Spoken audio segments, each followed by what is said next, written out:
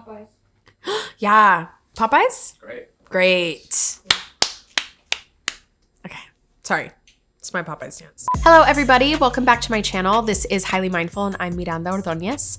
Today, we are going to be talking about signs you may be attached to therapy or your therapist. This is a fine line, okay? Of course, you and your therapist, in the most ideal circumstances, have a great relationship. You feel like you can be open and honest and funny or emotional. The entirety of who you are, ideally, should be expressed in therapy. That said, you don't want to cross that line where you're thinking about your therapist outside of the context of therapy, especially the longer you've been with them, the more you perceive to have in common with them. Something important to remember is that a good therapist will establish early on their philosophy in therapy, the way that they communicate, the way that they interact with their clients. If your therapist ever invites you for a hangout, please know that is not somebody acting in your best interest. I just want to say that plainly.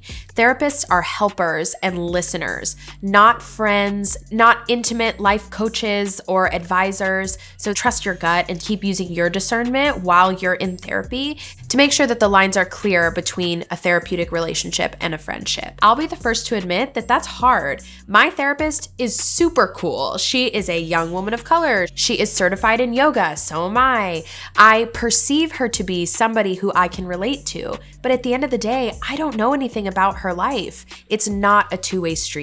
Therapy is for the client and only aided by the helper. One major sign that you might be attached to your therapist or the process of therapy is that you avoid dealing with things until you can get advice or next steps from your therapist. Another sign is that you're lying or omitting or editing the things that you say in session, specifically because you think it might make the therapist feel a certain way or think of you in a certain way. Another sign is an increased interest in who your therapist is outside of session, what music they listen to, what kind of restaurants they like to eat at, what their social media presence is. This is completely normal. It has happened to me. You know, the urge to look someone up in the technological age that we live in is completely natural and super valid, especially if you're really vibing with your therapist. Of course, you're going to want to know more about them like you would any other interesting person or helpful person that you meet.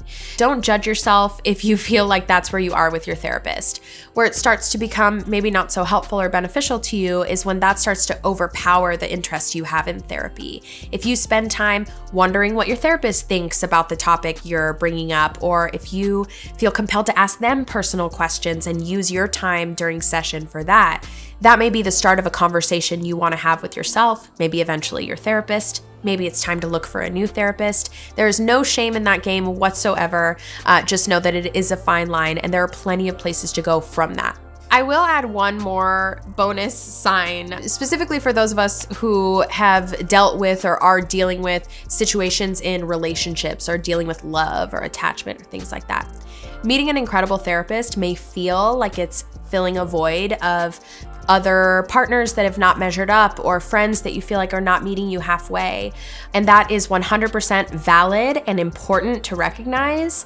And at the same time, if it ever does start to develop into a romantic relationship or romantic ideations in your own head, you owe it to yourself to distance yourself from that. If you feel like you have the kind of relationship with your therapist where you can bring it up, I absolutely empower you to do that. And I hope that anyone you all may be seeing is open to that kind of conversation. They may be able to help you through it quicker than you think. At the end of the day, therapy is for you. It's something you pay for. It's time that is about you and the things that are going on in your life. So if something is clouding that, get that out of the way. I want to wrap up by saying these are all signs that could be experienced by anyone at any stage in a therapeutic relationship.